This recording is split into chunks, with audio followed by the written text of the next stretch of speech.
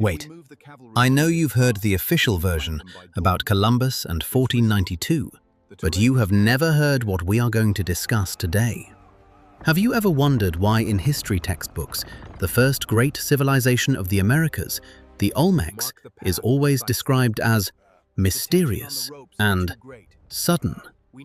The word mystery is an intellectual code that mainstream historians use whenever evidence starts pointing to a truth they are powerless to admit.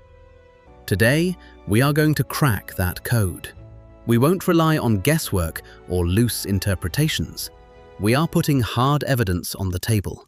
40-ton monuments, forensic medical examinations by Polish professors, and the navigational records of ancient fleets that shouldn't have existed. This isn't just a story about ancient ruins. This is a global investigation into an identity theft committed 3,000 years ago. Let's start with the basics, because most of you were taught to look, but not to see. In the jungles of Mexico, in places like La Venta and San Lorenzo, stand 17 giant stone heads. Some of them reach 3 meters in height and weigh as much as a modern tank. Look at them closely. Peer into these features. Broad noses, full, clearly defined lips, pronounced cheekbones, and, most importantly, specific headgear.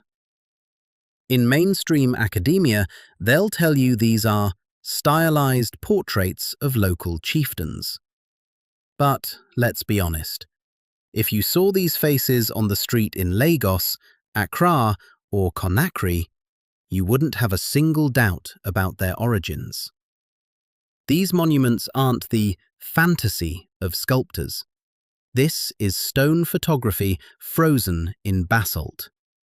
These are portraits of people who had the power, technology, and resources to cross the ocean when Europe couldn't even build rafts. But there is a detail here that modern archaeology tries to ignore with almost fanatical stubbornness. These heads are carved from monolithic basalt quarried in the Tuxtla Mountains. The distance from the quarries to the installation sites is over 80 miles. 80 miles through swamps, dense jungles, and rivers. Historians tell us the Olmecs didn't know the wheel and had no draft animals. Think about this rationally. How do you move 50 tons of stone through impenetrable selva without the advanced engineering systems? The answer is simple. You don't. Not unless you have access to the navigation and transportation technologies of the most advanced maritime power of that time. And this is exactly where we start connecting the dots that no one wanted to connect. For the next part of our investigation, we need to turn to a document that many consider exclusively religious, but which is a highly accurate historical chronicle, the First Book of Kings, known as the Third Book of Kings in the Russian Orthodox Bible. Chapters 9 and 10 describe an unprecedented geopolitical alliance between King Solomon in Jerusalem and King Hiram of Phoenician Tyre. The text states that they built a joint fleet at Ezion-Geber and set off on an expedition to the land of Ophir. And right here lies the smoking gun of history. The Bible clarifies this fleet returned once every 3 years, bringing gold, silver, ivory, and precious stones. Pause and grasp the magnitude of this information. 3 years. An ancient ship doesn't take 3 years to sail to India or along the coast of Africa and back. Such a time frame is only necessary for a transoceanic round trip, including time for resource exploration, building ports, and interacting with local tribes. Ophir wasn't a dot on the map of the Middle East, it was an overseas protectorate. And if we overlay the timeline of the peak of Solomon's fleet with the appearance of the Olmecs in the Gulf of Mexico, we see a perfect match. The Olmecs appear out of nowhere at exactly the period when the greatest alliance of ancient seafarers was seeking new resources in the West. Many of you will now ask, if this was the fleet of Solomon and the Phoenicians, then why do the Olmec statues look African? That's a brilliant question, and the answer to it destroys the foundation of the racial history we were taught. The Phoenicians were navigators, and the Judeans were strategists, but who formed the backbone of their fleet? Who were the people capable of surviving in tropical conditions, possessing innate immunity to the diseases of hot climates, and familiar with the currents of the Atlantic? We are talking about the population of West Africa. We are talking about tribes that, on maps from 1747, were still marked as the Kingdom of Judah in the Gulf of Guinea region. This was a global, multiracial consortium, and the Olmec heads are monuments to those very warriors and rulers of African descent who became the elite of a new civilization in the Americas. If you think this sounds too bold, let me introduce you to a witness whose name has been practically erased from popular historical discussions. Professor Andrzej Wierciński. He was not an activist or a theorist. Wierciński was a leading anthropologist at the University of Warsaw, a global expert in craniometry, the science of skull measurement. In 1975, at the 41st International Congress of Americanists, he presented the results of his study on Olmec burials in Tlatilco and Cerro de las Mesas. His methodology was flawless. His data was verifiable. Wierciński examined hundreds of skeletons and came to a conclusion that should have changed textbooks forever. A significant percentage of the remains in the Olmec necropolises had distinct morphological characteristics of West African populations. He found a tropical racial type that had nothing in common with the local indigenous population of the Americas at that time. These were people with an entirely different bone structure, brain capacity, and facial anatomy. But here is the most shocking part. These skeletons were found in the richest burials, surrounded by luxury items and ritual artifacts. This proves that the African presence in Mexico was not a random drift of lost sailors. They were the ruling class. They were the architects of this culture. Why haven't you heard of Wierciński? Because his discovery dealt a death blow to the doctrine of scientific racism of the 19th century, upon which modern Western archaeology is built. If you admit that Africans, in alliance with Semites, founded the first civilization of the Americas 3,000 years before Columbus, you admit that the entire history of colonization is not a civilizing mission, but a criminal seizure of someone else's heritage. You will have to admit that history is not an upward line of progress, but a history of silencing the great achievements of those who were later turned into slaves. Write the word truth in the comments right now if you've ever felt that something was missing in the description of ancient civilizations. I want to know how many people see these inconsistencies. Because the evidence is literally screaming at us from every page of archival documents that someone decided never to translate into mass languages. We see it in the helmets of the Olmec heads, which are identical to the leather helmets of warriors from ancient Nubia and the Western Sudan.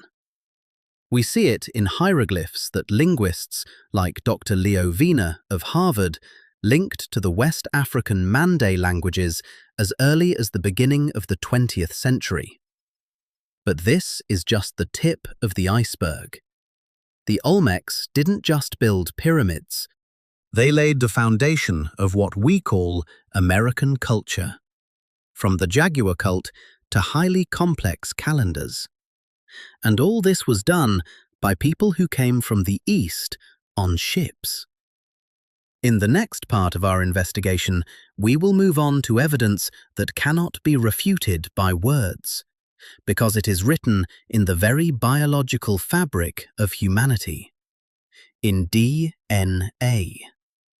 We will talk about how haplogroup X ended up in America thousands of years before the first European settlers, and why the Smithsonian Institution has spent decades hiding artifacts bearing biblical texts in Paleo-Hebrew found in Native American mounds. We are laying these facts on the table. Biblical chronicles about Solomon's fleet, Wierciński's anthropological reports, and the basalt colossi of Mesoamerica. These are all pieces of the same puzzle. It was highly profitable for someone that you never connect these fragments. But today, we are doing exactly that. We are making the evidence speak. This is not religion, and this is not mythology. This is a global investigation, and this is only the first block of our case. If you are ready to go further, if you are ready to learn how plants from the Americas ended up in the Egyptian mummies of the pharaohs, and why this completely destroys the myth of Columbus, don't switch away. Ahead of us is DNA analysis and chemical evidence that will silence even the most ardent skeptics. For those who are ready to dig deeper, go down into the comments right now and write what you think about Professor Wierciński's research. Should his work return to universities?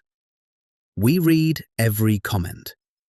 We are putting this case together piece by piece, and your participation in this process is part of restoring historical justice.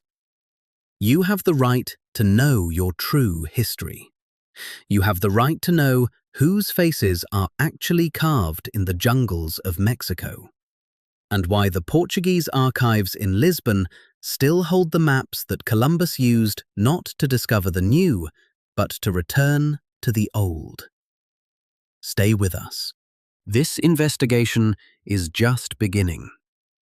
We are moving to the second part of our investigation, and if the first block made you doubt the official chronology, then what you are about to hear will completely shatter the wall of academic lies. We are leaving the jungles of Mexico and transporting ourselves to forensic toxicology labs in Germany and sealed tombs in Egypt. Because it was there, in 1992, that evidence was found which cannot be dismissed as an artist's mistake or stylization.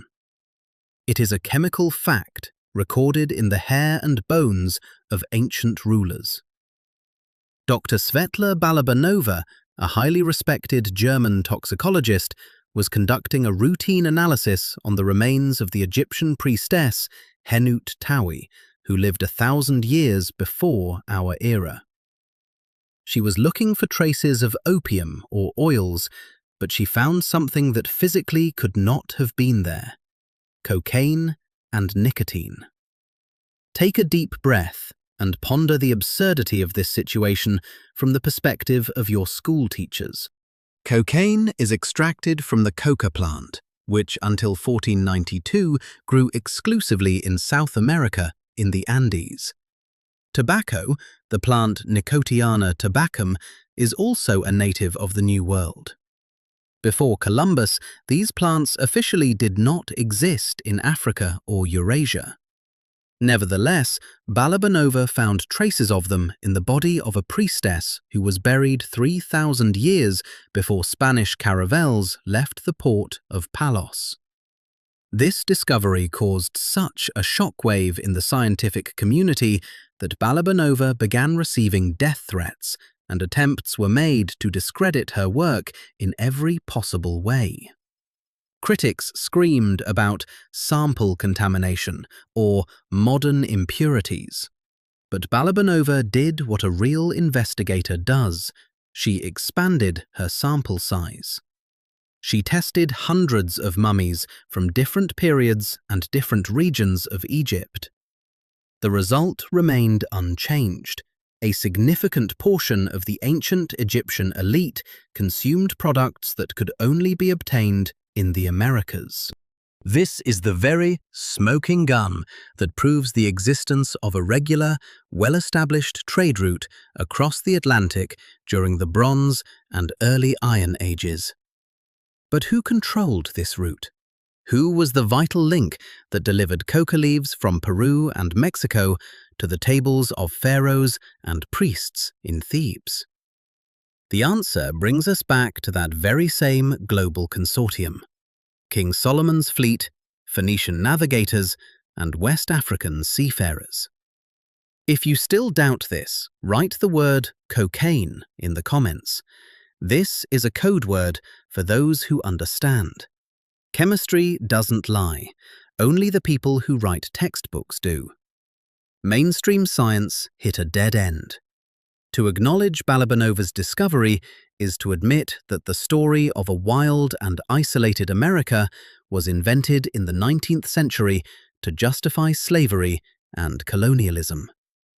But let's go even deeper, from chemistry to biology to the very fabric of life, to DNA. For years we've heard the mantra that all Native Americans came across the Bering Strait from Siberia about 15,000 years ago. And while this is true for some populations, genetics in recent decades has revealed an anomaly that the mainstream tries to keep quiet. I am talking about haplogroup X. This is a rare genetic lineage found in Europe, the Middle East, and North Africa.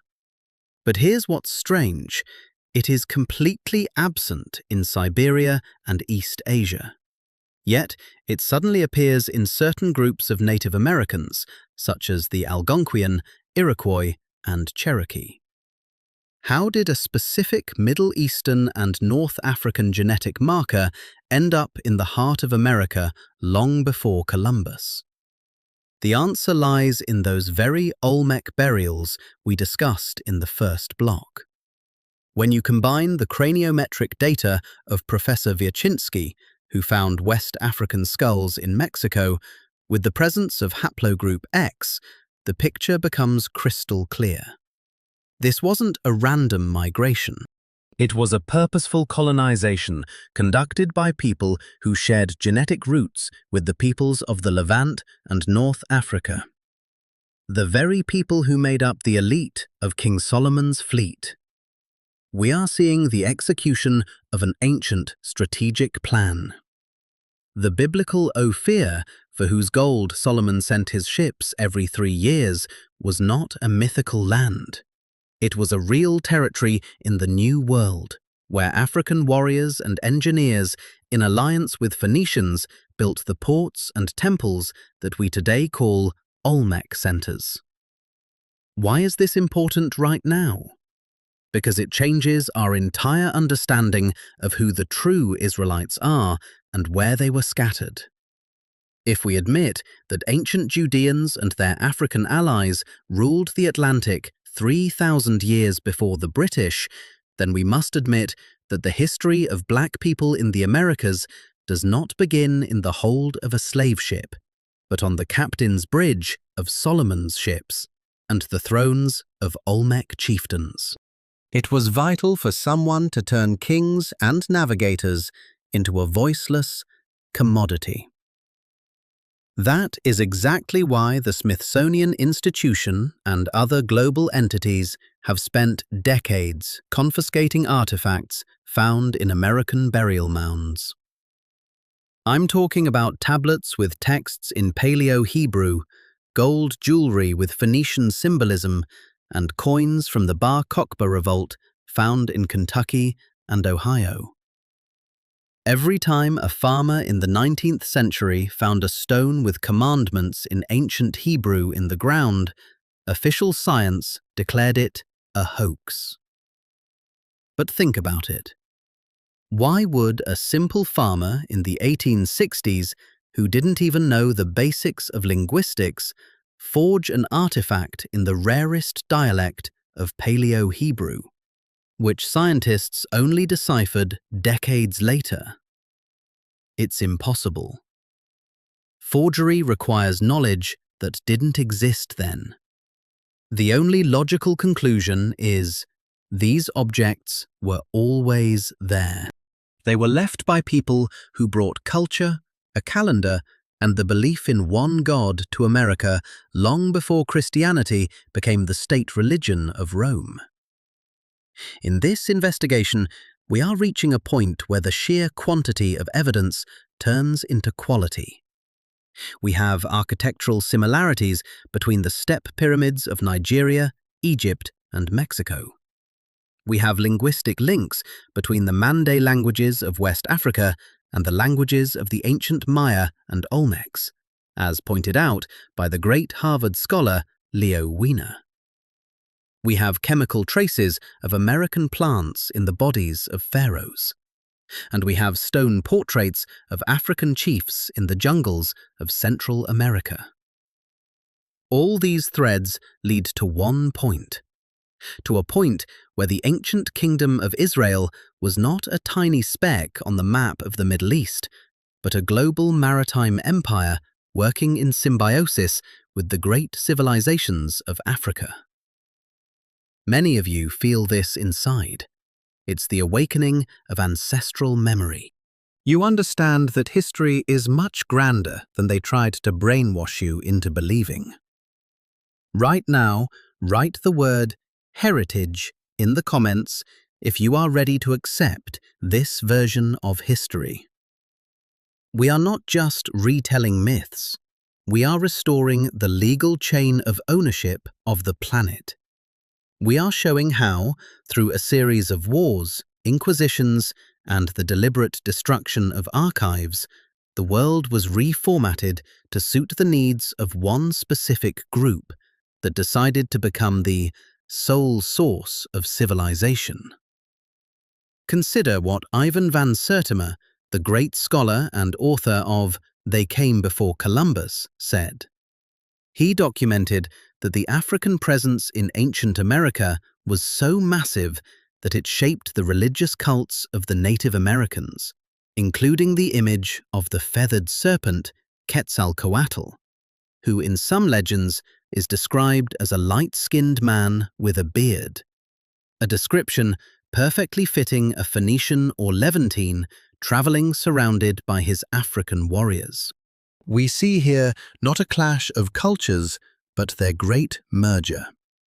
It was a golden age of humanity, which the Bible describes as the time of Solomon's reign, when gold was as common as stones in its availability. And this abundance came from American mines. In the next and final block of our investigation, we will tie all this to the present day. We will answer the question, who formally decided to erase the Kingdom of Judah from the map of Africa and turn it into the slave coast, and when? We will see how the Berlin Conference of 1884 became the final act in the cover-up of the Olmec and Israelite heritage. And most importantly, we will discuss what this discovery means for you today in the 21st century. If you are ready to see the full picture and understand why DNA tests today are the most dangerous weapon against the system, stay with us. We have just arrived at the most heavily guarded door in this labyrinth. The case of the Olmecs is not a question of archaeology. It is a question of legitimacy. If Africans and Judeans were the first in America, then all rights to this land, all treaties, and the entire modern hierarchy must be reviewed. That is exactly why they will laugh at us, call us conspiracy theorists, and try to delete this video. But they cannot delete the facts. They cannot delete the cocaine from the mummies. They cannot delete haplogroup X from Cherokee blood. and they cannot delete the 40-ton heads from the Mexican jungles. Up next is the finale that will change everything. Don't switch away, we are entering the home stretch of this investigation. We have reached the final point of our investigation, and now we will connect everything we've seen. Stone giants in the jungles, cocaine in Egyptian mummies, and the ancient fleets of Jerusalem. But the most important question that should be pulsing in your mind right now is, if all this is true, if the evidence is so tangible, how did they manage to make the whole world forget about it? How were entire continents erased from human memory and renamed to serve a single colonial agenda? The answer to this question lies in documents that were signed not in the ancient world, but in the silence of European offices in the late 19th century. We need to talk about the Berlin Conference of 1884.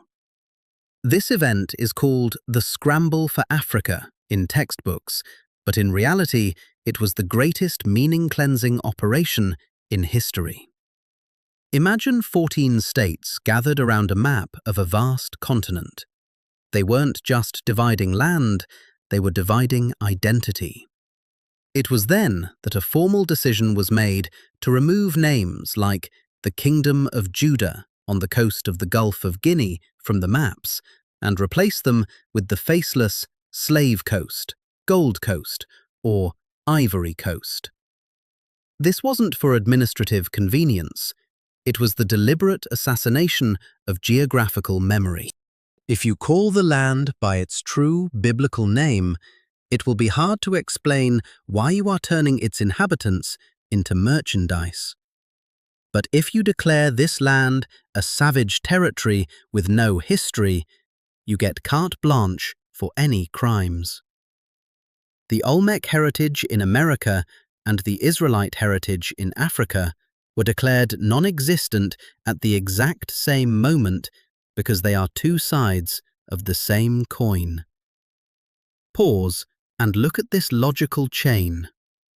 If African seafarers and Judean navigators built the first civilization in the Americas, then they were not savages in need of European tutelage. They were the teachers of Europe, guardians of knowledge that was later appropriated by the Renaissance. To hide this fact, two things had to be done. First, declare the Olmec heads in Mexico a mysterious coincidence, and second, turn the descendants of those very navigators into slaves stripped of their names and their past. It was a double theft. They didn't just steal your future through chains of slavery, they stole your past through the censorship of archives. And this is exactly where our investigation moves from the realm of archaeology to a legal indictment. Write the word identity in the comments if you are starting to understand that your family tree does not end on the plantations of Virginia or Jamaica. Its roots reach into the ports of Ophir and the halls of Solomon's palaces. And the proof of this is not just in basalt, but in blood. We've already mentioned haplogroup X and the anomalies in the DNA of the Cherokee and Iroquois.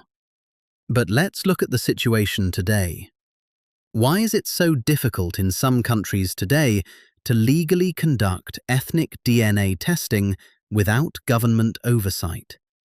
Why do the test results of African Americans often show undefined regions of West Africa? Because if you get the exact coordinates, you will arrive at that very 1747 map by Emmanuel Bowen, where it is written in black and white, Kingdom of Judah. You will discover that the people loaded onto those ships were not just random captives, they were a direct line of succession of the ancient covenant.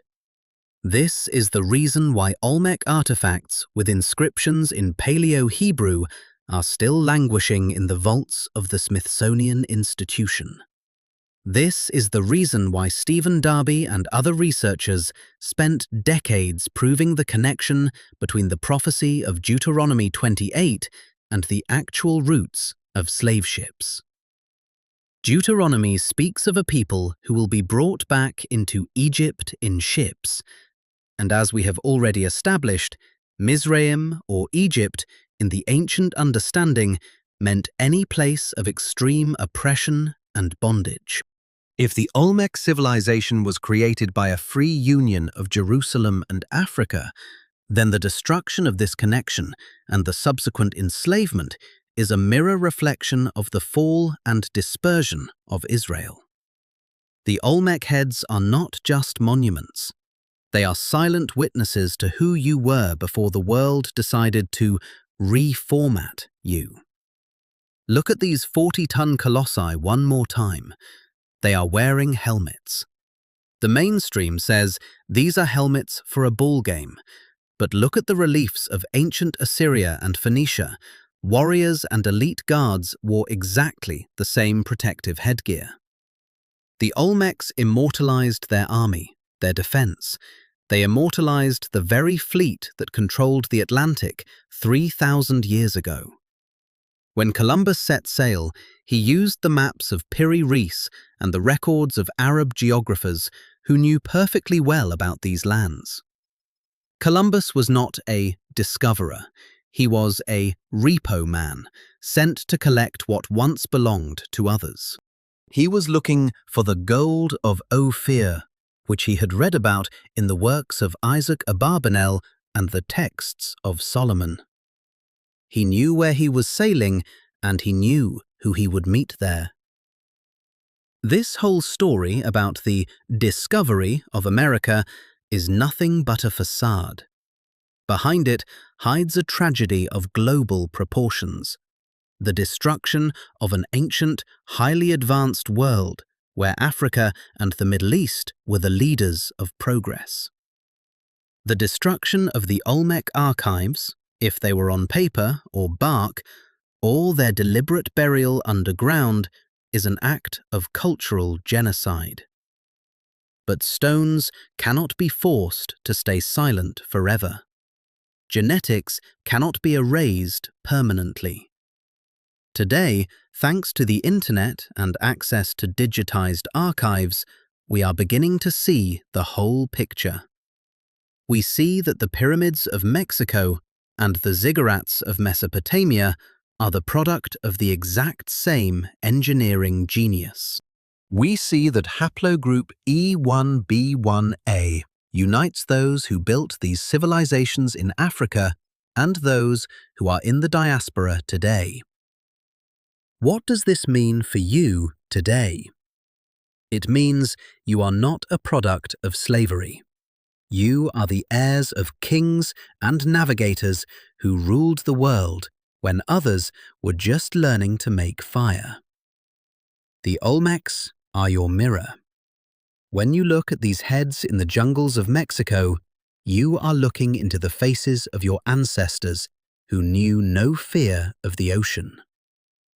You are looking at a union of peoples that was so strong it took millennia of wars and intrigues to tear it apart. This realization is the most dangerous weapon against a system built on lies. That is precisely why they don't talk about the cocaine mummies on National Geographic, and why Professor Wierciński's works are not part of the mandatory university curriculum. They are afraid that if you learn your true worth, you will no longer want to play by their rules. Write the phrase, "I know who I am," in the comments right now if this investigation has helped you put together the fragments of your own history.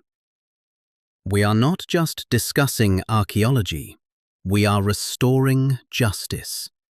We are saying that the ancient cooperation between African and Semitic peoples created the greatest achievements of humanity, and America was part of this world long before a European set foot on its shores.